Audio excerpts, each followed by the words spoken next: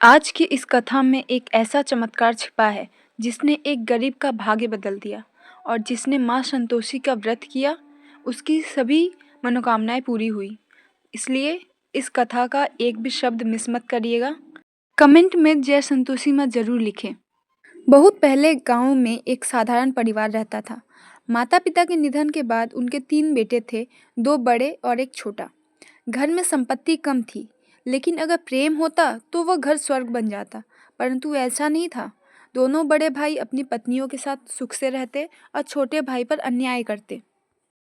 छोटा बेटा हृदय का बड़ा सीधा और भोला था। उसकी पत्नी अत्यंत दयालु, सहनशील और भगवान में आस्था रखने वाली थी।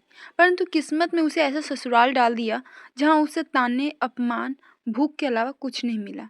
सुबह से रात तक काम करती, फिर भी घर में उसे सम्मान नहीं मिलता।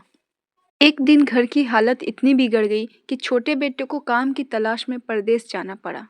जाते समय उसने अपनी पत्नी से कहा, मैं जल्दी लौट कर आऊंगा, तुम हिम्मत रखना।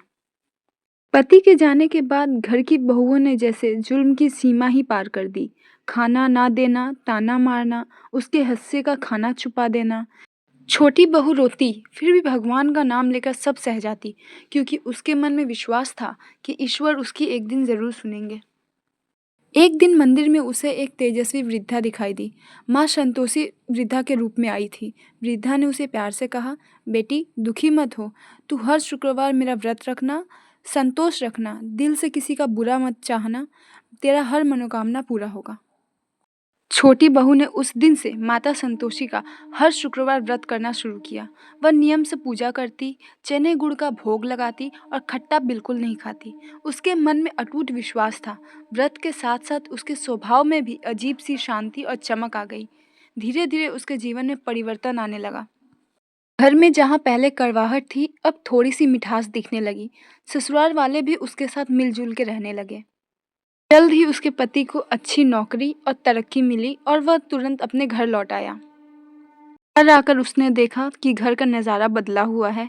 सभी ने मिलकर एक साथ माँ संतोषी का पूजा किया।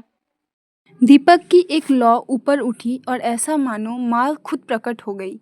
माँ ने प्रकट होकर कहा, जहाँ संतोष और भक्ति है वहाँ मैं स्वयं निवास करती हूँ। जो भक्त मेरा व्रत करता है उसकी मनोकामना अवश्य पूरी करती हूँ। और सच में उस परिवार में उस दिन के बाद कभी कोई कमी नहीं आई। कथा अगर आपको अच्छा लगा हो तो आप कमेंट में जय संतोषी माँ जरूर लिखें।